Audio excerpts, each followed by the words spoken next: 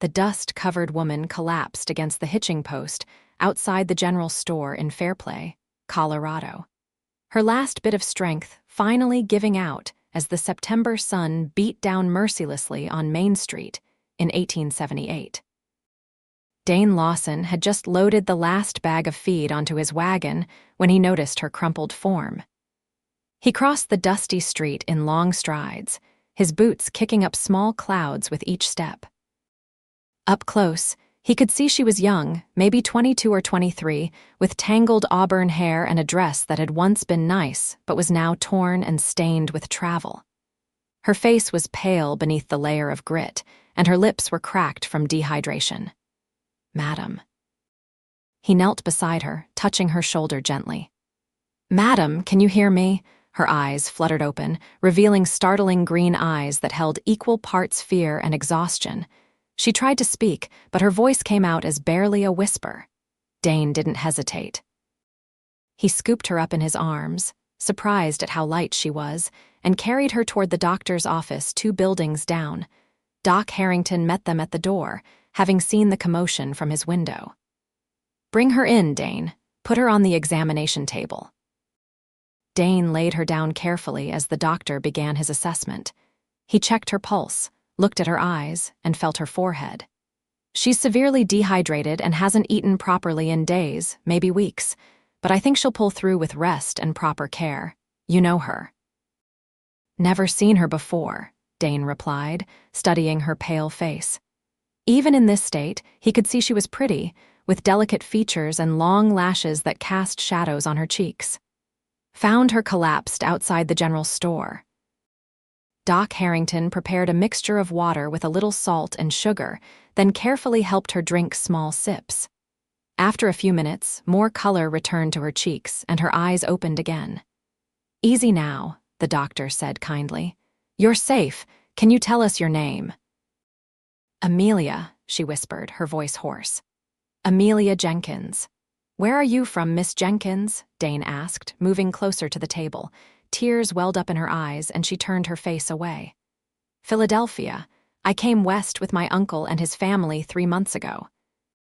They were heading to California, promised me a fresh start after my parents died last year." She paused, swallowing hard. "We made it as far as Colorado when my uncle's wife decided she didn't want me around anymore, said I was eating their food and taking up space they needed for their own children. They left me in Denver 2 weeks ago with nothing but the clothes on my back." Dane felt anger rise in his chest at the cruelty of it. "You walked from Denver?" "Mostly. Got a few rides on supply wagons, but nobody wanted a passenger for long." A tear slid down her temple. "I heard Fairplay was a mining town, thought maybe I could find work here, but I ran out of strength. I have nowhere to go." The confession hung in the air, heavy with desperation and defeat. Dane looked at Doc Harrington, who raised his eyebrows meaningfully. "You need rest and food," the doctor said. "I'm going to keep you here tonight for observation. Dane, could you let Martha know we have a patient who will need some of her soup?" "I'll do better than that," Dane heard himself say, the words coming out before he'd fully thought them through. "My ranch is just 2 miles outside town. I've got a spare cabin on the property that hasn't been used in a year since my ranch hand moved on. It needs some fixing up, but it's solid. Miss Jenkins, if you're willing to work, I could use help with cooking and mending. The pay wouldn't be much, but you'd have a roof over your head and 3 meals a day." Amelia's eyes widened, fresh tears spilling over. "You don't even know me. Why would you help me?" Dane shifted his weight, suddenly feeling uncomfortable under her direct gaze. "My mother always said we're judged by how we treat folks who can't do anything for us in return. Besides, I really do need the help. I'm terrible at cooking, and my clothes are more patch than original cloth at this point." Doc Harrington smiled. "Dane's a good man, Miss Jenkins. You'd be safe on his property. He runs an honest operation, raises some of the finest horses in the territory." Amelia studied Dane's face for a long moment. He was probably 27 or 28, with dark hair that needed a trim and brown eyes that seemed genuinely kind. His face was tanned from outdoor work, and his hands were calloused but clean. There was something steady about him, something that made her want to trust him despite every warning voice in her head that said she shouldn't trust anyone. "I'm a hard worker," she finally said. "I won't be a burden. And I'm a good cook. My mother taught me everything she knew before she passed." "Then we have an understanding," Dane said, feeling oddly pleased. "You rest up here tonight, get your strength back. I'll come by tomorrow morning with the wagon and we'll get you settled." Over the next hour, Martha Brennan, the doctor's wife, arrived with soup and bread. Amelia ate slowly, careful not to make herself sick after days of near starvation. Dane headed back to his ranch as the sun began to set, his mind turning over the day's unexpected events. His property consisted of a main house he'd built himself 5 years ago, a barn, several corrals, and the small cabin that sat about 50 yards from the main house. His previous ranch hand, old Pete Sullivan, had lived there until he'd decided to retire and move in with his daughter's family in Denver. The cabin had one main room with a fireplace, a small bedroom, and a lean-to kitchen. It wasn't fancy, but it was weatherproof and private. That evening, Dane lit a lantern and walked over to inspect the cabin. Dust covered every surface, and there were some gaps in the chinking between logs that needed filling. The roof seemed sound, though he'd need to check it more carefully in daylight. The furniture Pete had left behind was simple but functional. A bed frame, a table with 2 chairs, and a rocking chair by the fireplace. Dane spent the next few hours cleaning, sweeping out the accumulated dust and debris, wiping down surfaces, and checking for any structural issues. He'd need to bring over bedding, dishes, and other essentials. As he worked, he found himself wondering about Amelia Jenkins. What kind of people abandoned their own family member in a strange city? And what had given him the impulse to offer help to a complete stranger? The truth was, he'd been lonely.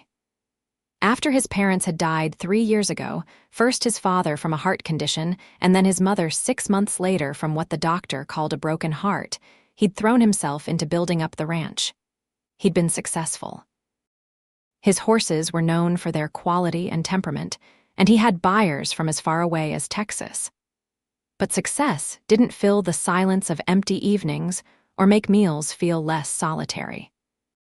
He'd courted a woman in town the previous year, Sarah Pemberton, but she'd made it clear she found ranch life too isolated and rough. She'd married a banker in Denver last spring, and Dane had pretended it didn't sting. Maybe that was part of why he'd offered to help Amelia.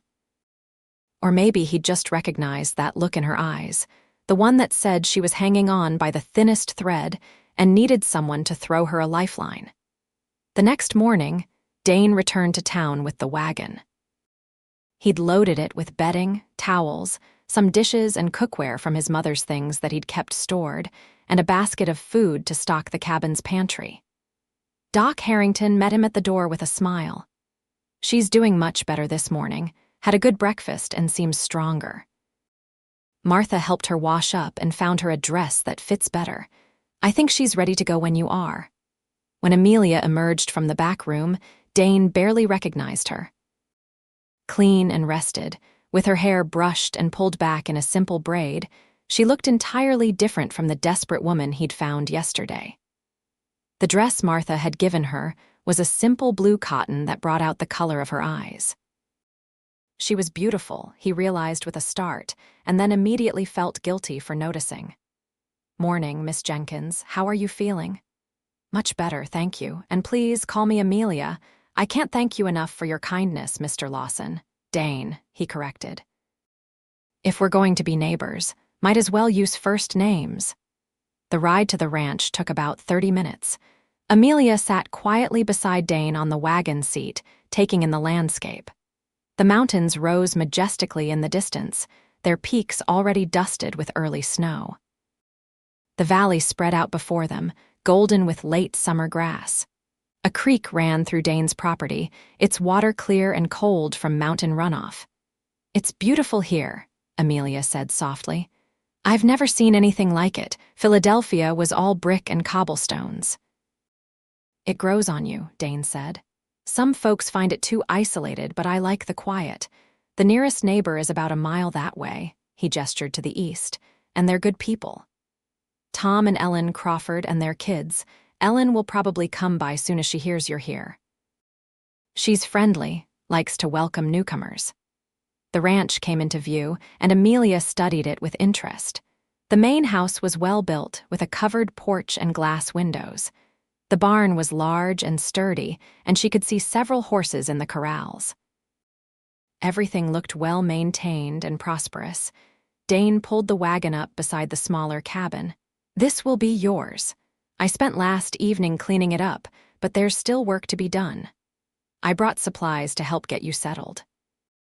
Amelia climbed down from the wagon and walked to the cabin door.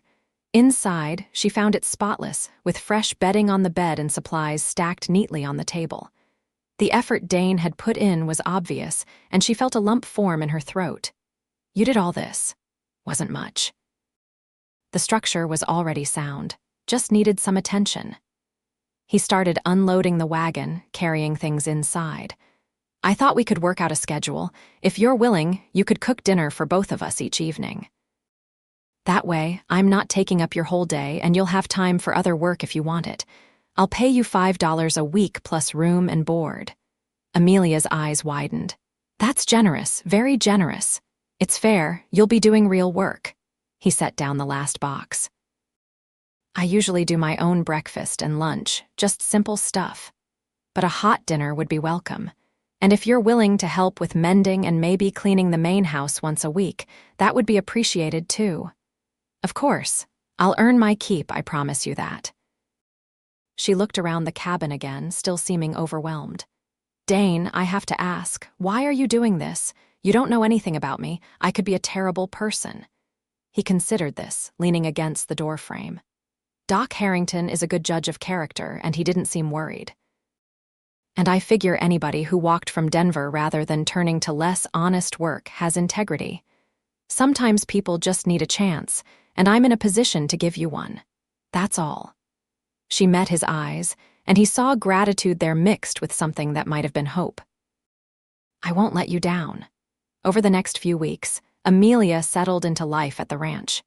True to her word, she was an excellent cook.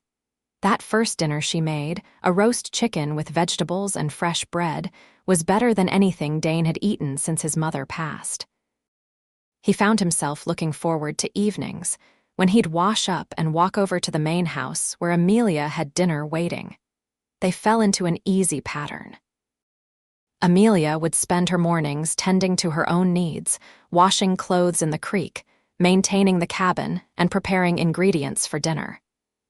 In the afternoons, she'd move to the main house, cooking and cleaning. Dane would come in from working with the horses, and they'd share the meal, usually eating at the kitchen table while the sun set outside.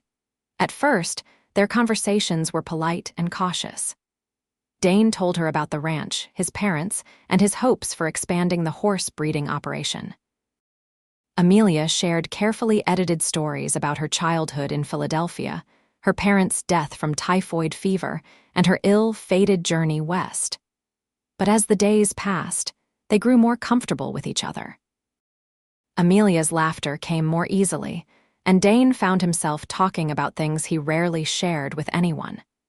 She was easy to talk to, intelligent and curious. She asked thoughtful questions about the horses and seemed genuinely interested in his work. One evening in early October, Dane came in to find Amelia wrestling with a heavy pot.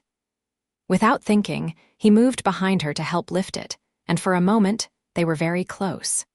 He caught the scent of soap and something floral and felt an unexpected jolt of awareness. Amelia must have felt something too, because she stepped back quickly, a flush rising in her cheeks. "Thank you," she said, not quite meeting his eyes. "Anytime," Dane replied, his voice coming out rougher than intended.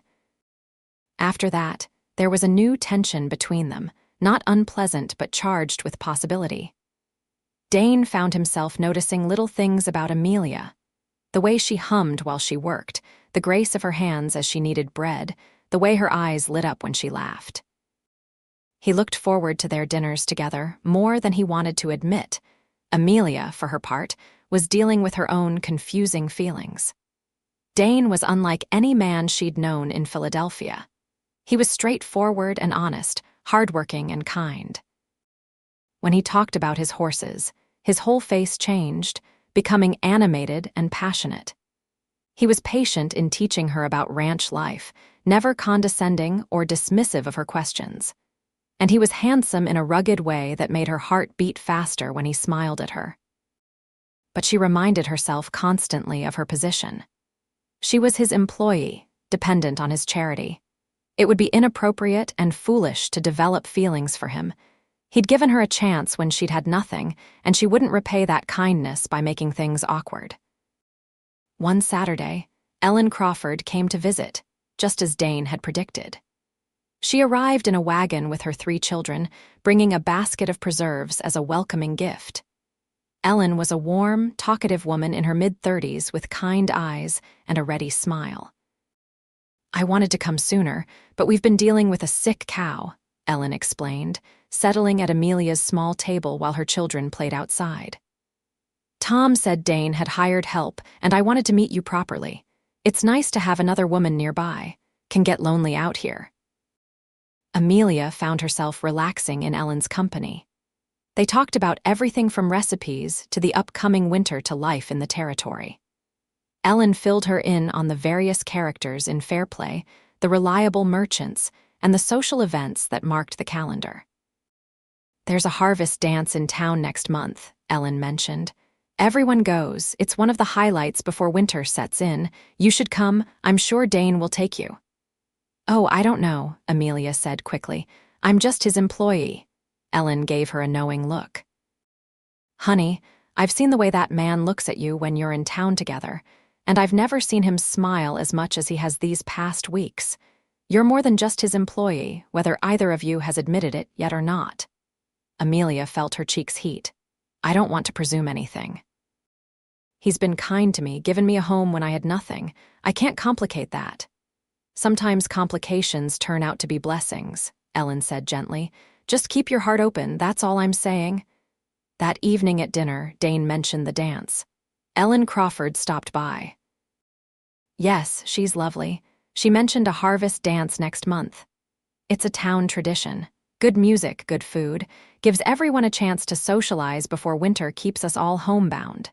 He paused, pushing food around his plate. "Would you like to go?" "I mean, I'm planning to attend, and it wouldn't be right for you to miss it. You could ride in with me." Amelia's heart skipped. "I'd like that, but I don't have anything appropriate to wear to a dance. Ellen's a fine seamstress. Maybe she could help, and I'll pay for the fabric, of course." "Consider it part of your wages. You don't have to do that." "I know I don't, but I want to." He met her eyes across the table. "You've worked hard, Amelia. You deserve something nice." The next week, Ellen returned with fabric samples and her measuring tape.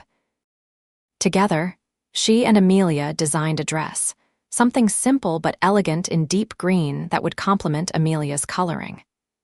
Ellen refused payment for her labor, saying it was a joy to make something pretty, and she was glad for the company during the sewing. As October progressed, and the aspen trees turned gold on the mountainsides, the dynamic between Dane and Amelia continued to shift. Their evening conversations grew longer, sometimes stretching past dark as they lingered at the table, reluctant to end the day. Dane found excuses to be near the house during the day, checking on things that didn't really need checking. Amelia started wearing her hair in softer styles and took extra care with her appearance. One afternoon, Dane was working with a young horse in the corral when the animal spooked and reared. Dane managed to keep his seat but took a hoof to his shoulder in the process.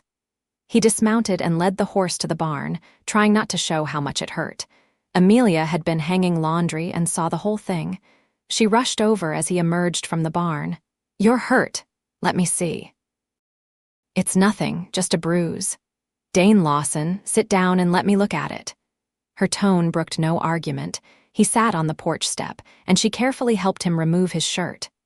The injury was already purpling, a large bruise spreading across his shoulder and upper chest. She drew in a sharp breath. I'm getting cold water and cloths. Don't move. She returned quickly and began gently cleaning the area, her touch tender despite the clinical nature of the task. Dane watched her face as she worked, seeing the concentration and concern there. When she looked up and caught him staring, neither of them looked away. Amelia, he said softly. You need to be more careful, she whispered, but she didn't move back, and her hand was still resting on his uninjured shoulder. The moment stretched between them, charged with unspoken feelings. Then a horse whinnied in the barn, breaking the spell, and Amelia stepped back, flustered. Keep the cold compress on it, she said, her voice not quite steady. I should start dinner. The night of the harvest dance arrived with clear skies and a big moon. Amelia wore the green dress Ellen had made, and she'd managed to arrange her hair in a style she remembered from Philadelphia. Soft waves, pulled back with combs Ellen had loaned her. When she emerged from her cabin, Dane was waiting by the wagon, cleaned up in dark trousers and a white shirt with a vest. He'd even trimmed his hair. You look beautiful, he said, the words tumbling out before he could stop them. Thank you.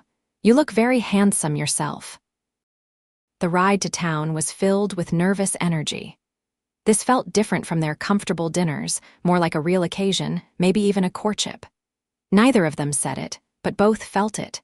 The dance was held in the largest barn in Fairplay, owned by one of the prosperous ranchers. Lanterns hung from the rafters, and a band consisting of a fiddle, guitar, and harmonica played lively tunes. Long tables held food brought by various families, and the smell of cider and baked goods filled the air. Ellen waved them over immediately. Amelia, that dress is perfect. You look wonderful. Doesn't she look wonderful, Tom? Tom Crawford grinned. She does indeed. Dane, you're a lucky man to have such a pretty companion. Other townspeople came over to greet them. Amelia had met some of them during her trips to town for supplies, but tonight felt different. People seemed to regard her and Dane as a unit, a couple, and neither of them corrected the assumption. When the dancing started, Dane held out his hand. May I? Amelia's heart hammered as she took it. I should warn you, I haven't danced in over a year. Then we'll be evenly matched. He led her onto the floor as the band struck up a waltz. Dane placed one hand on her waist and held her other hand in his, and they began to move. After a few awkward steps, they found their rhythm. Amelia was acutely aware of everywhere they touched, the warmth of his hand through the fabric of her dress, the solid presence of him.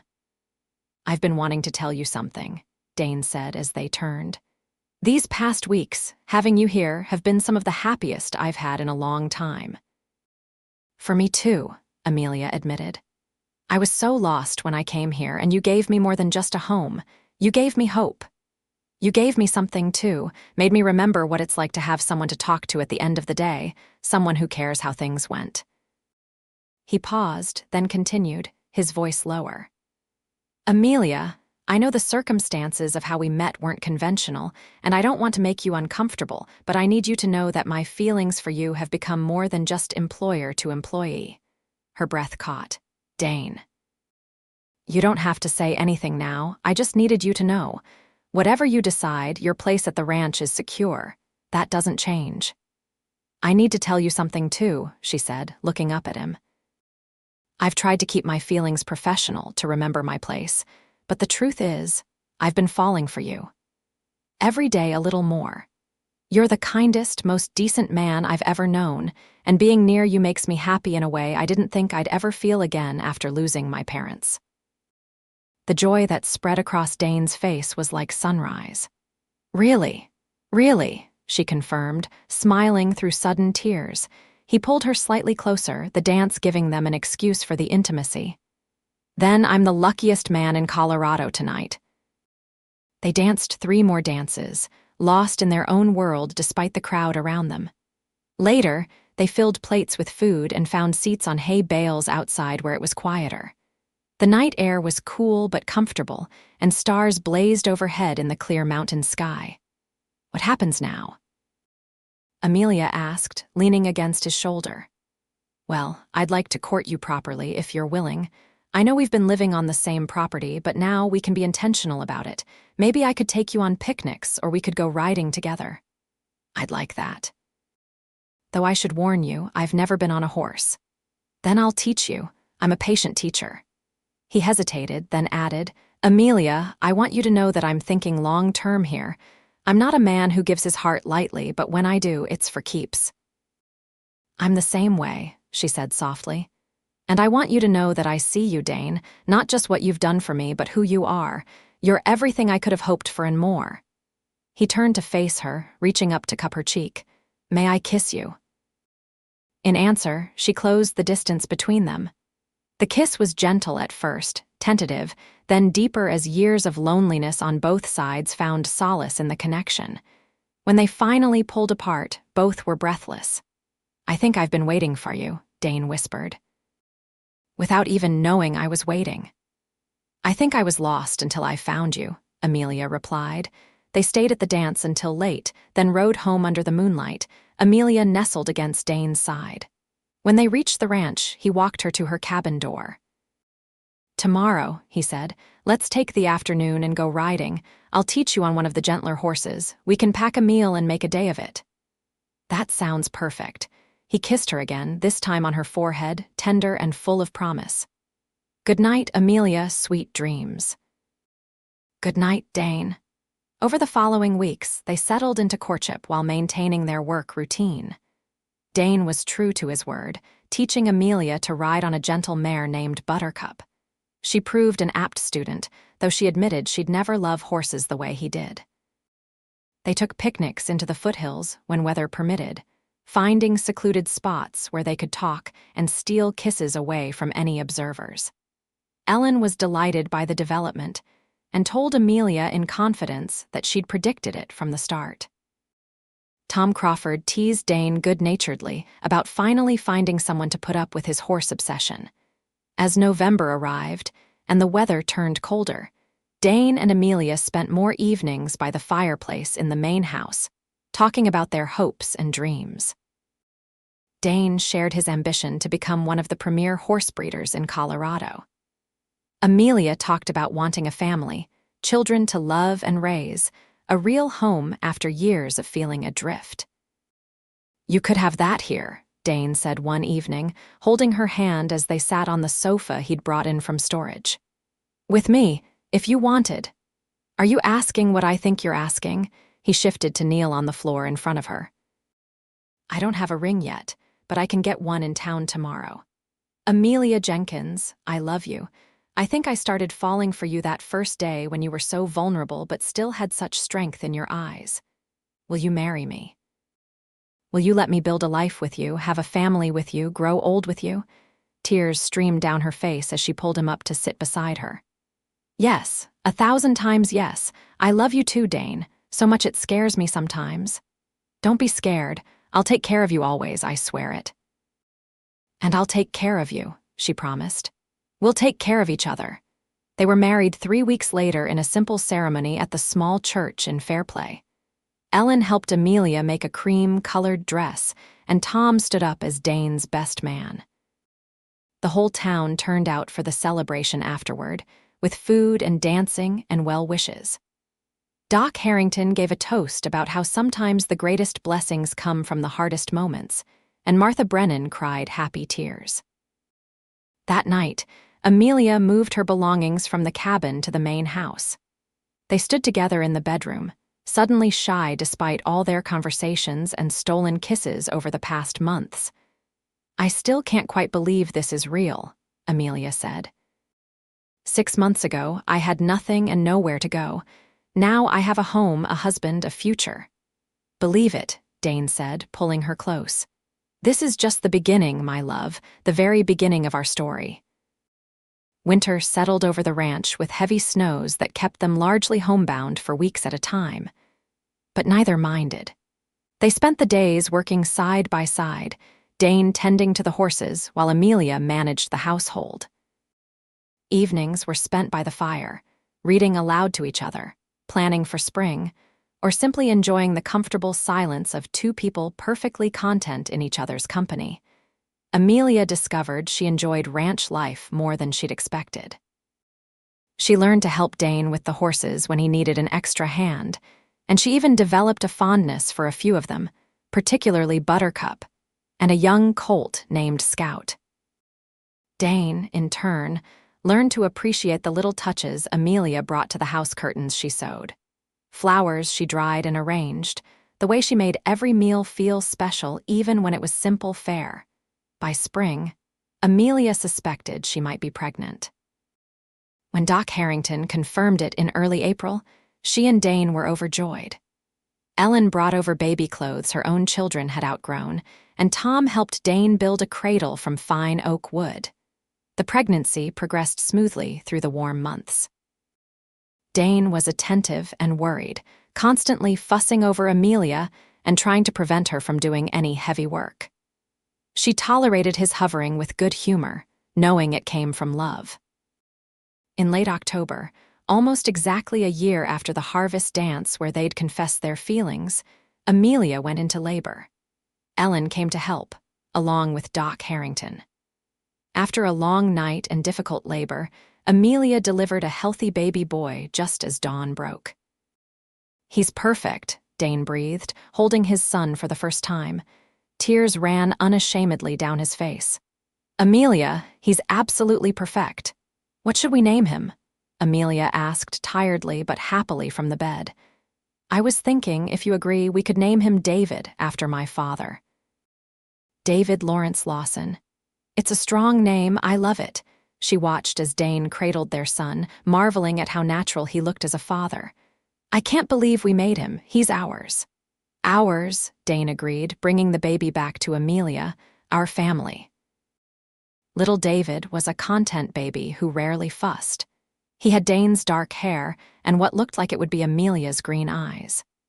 Dane proved to be a devoted father, getting up for night feedings and walking the floor with David when he was restless. Amelia would wake to find them together in the rocking chair, Dane murmuring stories about the ranch and the horses to his son. As David grew from infant to toddler, he showed signs of inheriting his father's love for horses. His first word was horse, much to Dane's delight, and he would squeal happily whenever they visited the barn. Dane made him a small rocking horse, and David would ride it for hours, chattering away in his toddler language. 2 years after David's birth, Amelia gave birth to a daughter they named Alice Rose. She had Amelia's auburn hair and a sunny disposition that charmed everyone who met her. David was fascinated by his baby sister, always wanting to help care for her and show her his toys. The ranch continued to prosper. Dane's reputation as a horse breeder grew, and buyers came from across the West to purchase his animals. He hired 2 ranch hands to help with the expanding operation, and they built a second barn to house all the horses. Amelia established herself as an integral part of the ranch's success. She managed the household finances with skill, handled correspondence with buyers, and even helped with the business side of operations. She also became involved in the Fairplay community, organizing charitable efforts and teaching Sunday school at the church.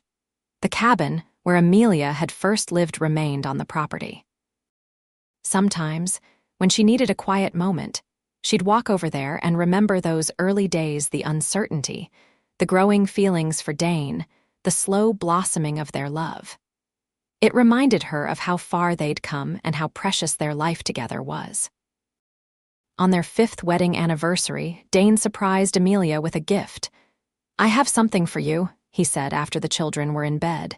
He led her outside where the moon was bright enough to see by. "What are we doing?" she asked, laughing. "You'll see." He walked her toward the cabin, and as they got closer, she saw that it looked different. New shutters, fresh chinking, a small addition on one side. "What did you do?" "I've been working on it for months. I wanted to preserve it, make it nice, because this is where our story really began. Where you first had a home of your own, where you were safe. I thought someday, when our children are older, they might want to use it, or we could rent it to a ranch hand who needs a place. But mostly, I wanted to honor it, to honor what we built from nothing." Amelia threw her arms around him, overcome with emotion. "You're the most thoughtful man I've ever known. I love you so much." "I love you too, every day more than the last." He held her close, both of them looking at the cabin bathed in moonlight. "Do you remember that first night? How scared you were. I remember thinking I was out of options, that I'd reached the end of everything, and then you appeared like some kind of miracle, offering me hope when I had none." She pulled back to look at his face. "You saved me, Dane, in every possible way." "You saved me too," he said seriously. "I was just existing before you came along, going through the motions of life. You made me want to really live again, to build something meaningful. You gave me a family, a purpose beyond just work." They stood in comfortable silence, then Dane spoke again. "I've been thinking. I know you left Philadelphia with nothing, and I know you lost your parents' graves when you came west. What would you think about us starting a family cemetery here on the ranch? We could put up a memorial stone for your parents, even though they're buried elsewhere. It might give you a place to honor them." Amelia's eyes filled with tears. "You would do that, of course. They gave me you, didn't they? They deserve to be remembered and honored." She kissed him then, pouring all her love and gratitude into it. "How did I get so lucky?" "I ask myself the same question every day." Over the following years, their family continued to grow with the addition of 2 more children, a son named Matthew and another daughter named Emma. The ranch house was expanded to accommodate everyone, with a large dining table where the whole family gathered for meals. David grew into a serious young man who shared his father's skill with horses. By age 14, he was helping train the younger animals and had a natural gift for it. Alice was more interested in books and learning, often accompanying her mother to town to visit the small library that had been established. Matthew was adventurous and constantly exploring the ranch, while Emma was artistic, always drawing or creating something with her hands. Dane and Amelia watched their children grow with pride and satisfaction. On quiet evenings, after the children were in bed, they'd sit on the porch together, holding hands and watching the sun set over the mountains. "Do you ever miss Philadelphia?" Dane asked one evening. "Never," Amelia said without hesitation. "Everything I need is right here. My life didn't really begin until I came to Colorado, until I found you. I still think about that day I found you collapsed outside the general store. What if I'd been delayed somehow? What if someone else had found you first? But you did find me," Amelia said, squeezing his hand. "Everything happened exactly as it was meant to. I was lost, and you found me. I had nowhere to go, and you built me a home." "Built us a home," Dane corrected. "We built this together." "Yes," she agreed, looking out at the ranch, the barn, the corrals, the cabin that still stood as a reminder of their beginning. "We built something wonderful." As their children grew into adulthood, each found their own path. David took over more of the horse breeding operation, working side by side with his father. He eventually married a local girl named Catherine, and they built their own house on the ranch property. Alice went to Denver for teachers' training and returned to teach at the Fairplay school. Matthew started his own cattle operation on land adjacent to the ranch, and Emma married a young architect and moved to Colorado Springs, though she visited often. Dane and Amelia became grandparents, and the ranch filled with the laughter of grandchildren during summers and holidays. The family gatherings were loud and chaotic, and full of love. Everything Amelia had dreamed of during those dark days after her parents died.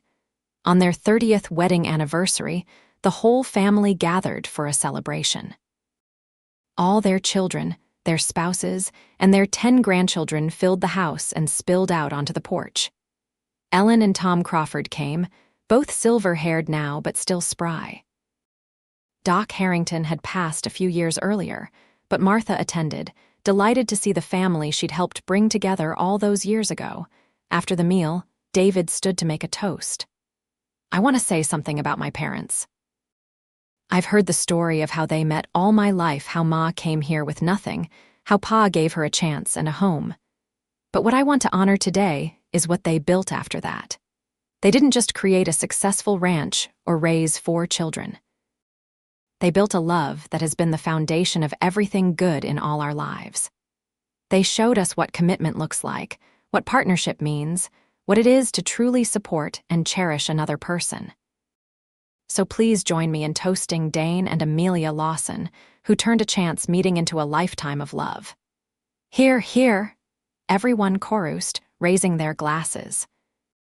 Later that evening, after everyone had left or retired to bed, Dane and Amelia took a walk in the moonlight, just as they had so many times over the years. Their steps were slower now, but they walked arm in arm, comfortable and content. 30 years, Amelia mused. It's gone by so fast. Best 30 years of my life, Dane said. I'd do it all again in a heartbeat, even the part where you had to take in a desperate stranger, especially that part. He stopped walking and turned to face her. You know what I realized today? I never finished the cabin. What do you mean? You renovated it years ago. No, I mean I never truly finished what I started that day. You said you had nowhere to go and I built you a home, but it wasn't just the cabin. It was this whole life, this whole world we created together. Every meal we shared, every conversation, every child, every hard time we weathered together, all of it was me building you a home, building us a home. Amelia felt tears slip down her cheeks, and I helped. We built it together, stone by stone, day by day. We did. And it turned out better than anything I could have imagined. He cupped her face gently, his calloused hands tender despite the years of hard work they represented. I love you, Amelia, more now than ever, if that's possible. It's possible, she whispered, because I feel the same way. You were my miracle, Dane, the answer to a prayer I didn't even know how to pray. They kissed then, a sweet kiss full of history and promise, 3 decades of love contained in a single moment. Around them, the ranch lay peaceful in the moonlight, the main house full of their family, the barns housing fine horses, the cabin standing as a testament to where it all began. Years continued to pass, bringing their share of joys and sorrows. They lost friends, including Tom Crawford to a sudden heart attack and Ellen to pneumonia a year later. But they also gained new grandchildren, saw their children succeed and thrive, and watched the ranch continue to prosper into a new generation. When Dane was 65, he began to slow down, though he'd never admit it. He still rose early and worked with the horses, but he was content to let David handle more of the heavy work. Amelia, at 63, had silver threading through her auburn hair, but she was still active in the community and devoted to her family. One spring evening, as they sat on their porch watching the sunset, a ritual they'd maintained for over 3 decades, Amelia spoke quietly. Do you remember what you said to me that first day, when I asked why you were helping me? I said my mother taught me we're judged by how we treat folks who can't do anything for us in return. Do you still believe that? More than ever. Though I have to say, you repaid me 1,000 times over for that one act of kindness. You gave me everything, Amelia. We gave each other everything, she corrected. That's what real love is, isn't it? 2 people building something bigger than either of them could create alone. When did you get so wise? He teased gently. I learned from you, from us. She leaned her head on his shoulder. I want you to know something, Dane. If I had to go through all the pain and loss that brought me here, losing my parents, being abandoned by my uncle, walking until I collapsed, I'd do it all again. Because it led me to you. To this life. I wouldn't change a single thing. Neither would I, Dane said, his arm around her shoulders. Not one single thing. They sat together as the sun painted the sky in shades of orange and pink, the mountains standing eternal in the distance. Inside the house, they could hear their granddaughter Emma, named after their youngest daughter, practicing piano. The sound drifted out through the open windows, sweet and pure. You know what I think about sometimes, Amelia said. That girl who collapsed outside the general store in Fairplay, she was so scared and lost. I wish I could go back and tell her it would all be okay. Better than okay. That she was about to meet the love of her life, that she'd build a family and a home beyond anything she'd dreamed. She'd probably think you were crazy, Dane said with a chuckle. Probably, but she'd be wrong. Sometimes miracles do happen. Sometimes a cowboy comes along and builds you a home, and that home becomes a whole life. Sometimes a woman arrives with nothing and gives you everything, Dane countered. Sometimes hearts recognize each other even when circumstances seem impossible. As darkness settled over the ranch, they went inside together, ready for a simple dinner and a quiet evening by the fire. Their children would come by tomorrow, and there would be noise and laughter and life filling every corner of the house. But tonight was just for them, the way so many nights had been over the years, a comfortable, companionable peace born of decades of love. Before bed, Dane walked to the window and looked out toward the cabin, barely visible in the darkness. "I'm glad I never tore it down," he said. "Why would you tear it down?" Amelia asked, coming to stand beside him. "Some people might have once you moved into the main house, but I always felt it was important, that little cabin. It represents faith, I think. Faith that things can get better, that people can be kind, that love can grow in the most unlikely circumstances." "It represents you," Amelia said simply. "Your good heart, your generous spirit. You didn't have to help me that day. Most people wouldn't have. But you did, and you changed my whole life." "Our whole lives," Dane corrected. "It changed both of us." They went to bed that night as they had every night for 33 years, wrapped in each other's arms, grateful for the journey that had brought them together and the life they'd built from a single act of kindness on a dusty street in Fairplay, Colorado. The ranch continued under David's capable management, and Dane finally admitted he enjoyed being able to advise rather than do all the work himself. He spent his days teaching his grandchildren about horses, working on small projects around the property, and enjoying long conversations with Amelia. They celebrated their 40th anniversary with another large family gathering.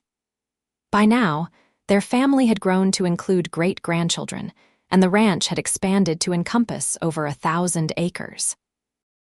The Lawson name was respected throughout Colorado as synonymous with quality horses and honest dealing. On their anniversary night, after the celebration had ended, Dane took Amelia's hand. "Walk with me," she smiled, knowing where he wanted to go. They walked slowly to the cabin, which had been maintained carefully over the years. Dane had installed a lamp inside, and he lit it now, the warm glow filling the small space. "I remember being in here that first time," Amelia said, looking around. "Seeing how you'd cleaned it brought supplies. I couldn't believe someone would do that for a stranger." "You were never really a stranger," Dane said. "From that first moment, something in me recognized you, like my heart knew before my head caught up. I felt it too. I was so scared to admit it, scared to hope for anything. I'd lost so much. And found so much more." He pulled her close. 40 years, my love, 40 years of waking up beside you, of building this life together. I'm the luckiest man who ever lived. We're both lucky. We found each other when we each needed someone most. You gave me a home when I had nowhere to go, and I gave you a family when you were lonely. We saved each other." They stood in the cabin, holding each other in the lamplight, two people who'd taken a chance meeting and turned it into a love story that would be told by their descendants for generations. Outside, the ranch spread out under stars, a testament to hard work, faith, and love. As they walked back to the main house, Amelia looked up at the sky. "Do you think my parents can see us, see what we built? I like to think so, and my parents too. I think they'd be proud of us, of our family." "I know they would be." She paused at the porch steps. "Thank you, Dane. For everything. For seeing me when I was invisible, for offering hope when I had none, for loving me all these years.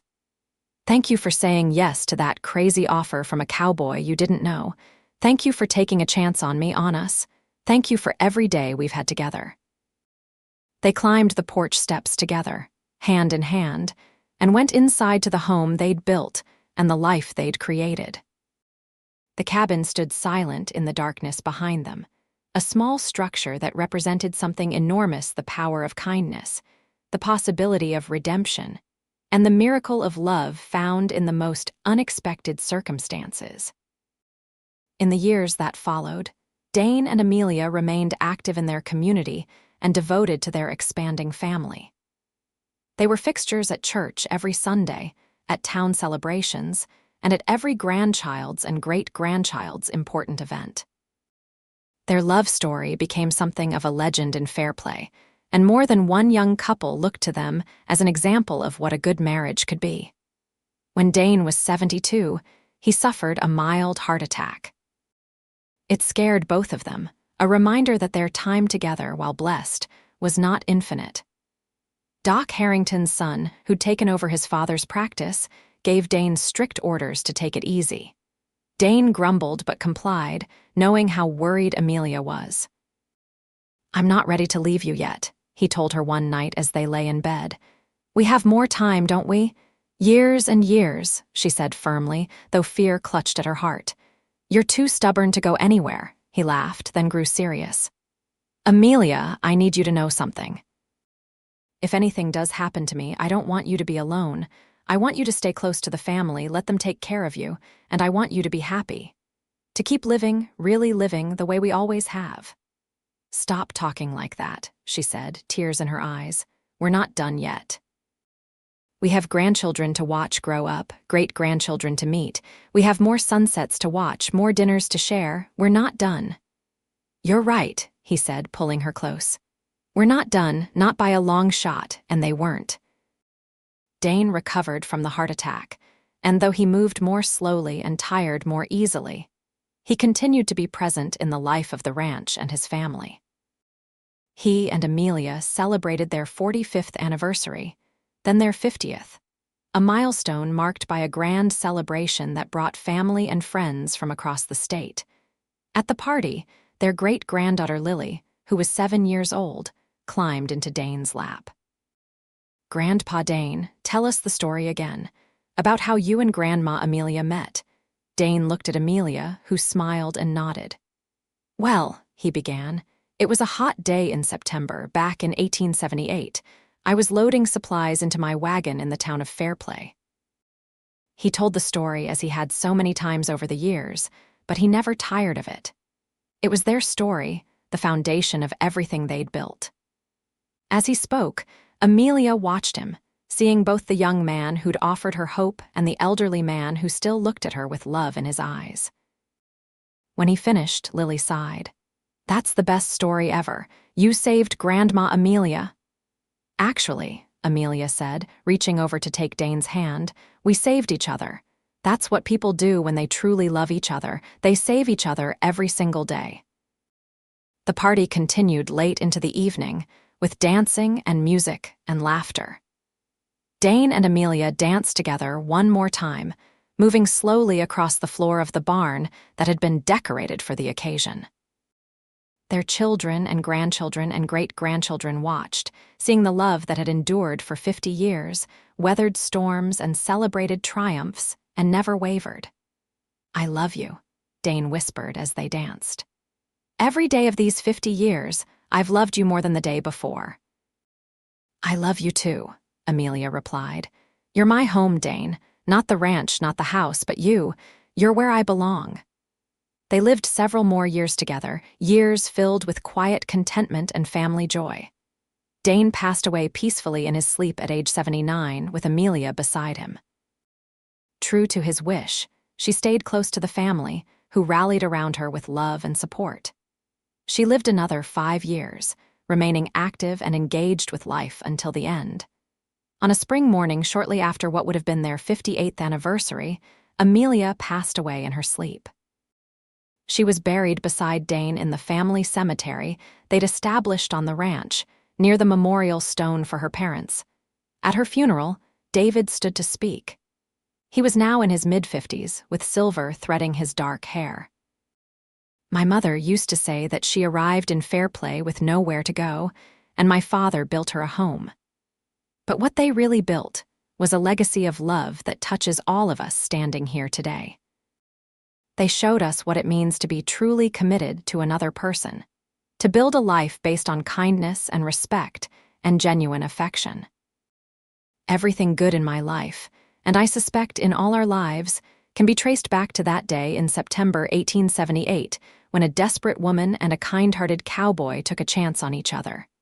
He paused, emotion thick in his voice. Ma told me once that Pa was her miracle. But I think they were each other's miracles.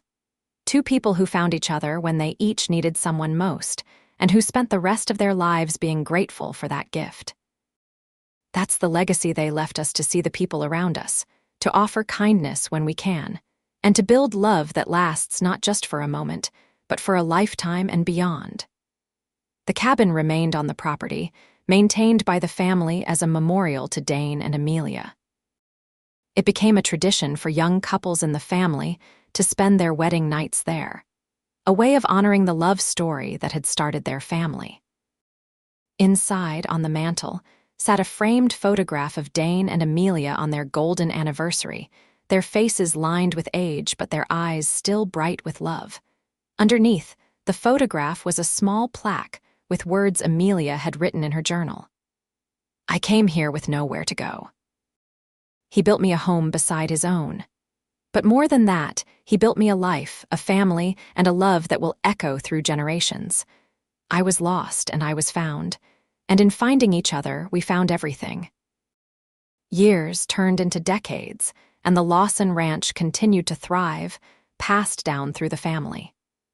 New generations heard the story of Dane and Amelia, of a chance meeting that turned into an enduring love.